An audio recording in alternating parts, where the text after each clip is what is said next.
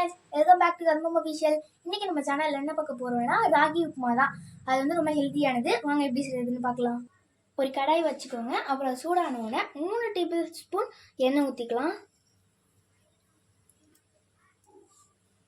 இப்போ கடாய் சூடாயிடுச்சு. இதில் வந்து நம்ம முந்திரியும் கடலப்பருப்பும் போட்டுக்கலாம். முந்திரி வந்து ஆப்ஷன் தான், ஃப்ளேவருக்காக தான் முந்திரி போடுறோம்.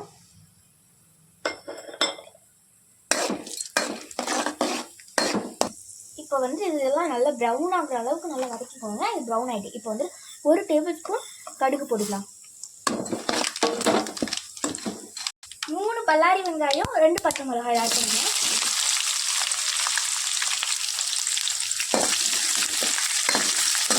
இப்போ கருவேப்பிலை ஆட் பண்ணிக்கலாம்.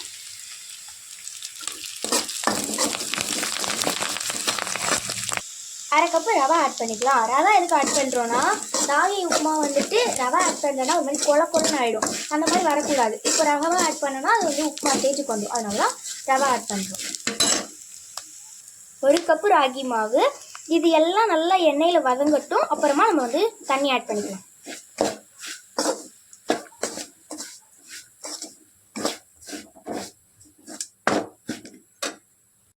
தேவையான அளவு உப்பு ஆட் பண்ணிக்கலாம். இப்போ இது எல்லாத்தையும் நல்லா மிக்ஸ் பண்ணிக்கலாம். இப்போ இது நல்லா வதங்கிடுச்சு. இதில் நல்லா இப்போ வந்து தண்ணி ஆட் பண்ணிக்கலாம். எந்த பவுலால் நம்ம ராகி மாவு எடுத்தோமோ அந்த பவுலால் 2 பவுல் தண்ணி எடுத்துக்கிறேன்.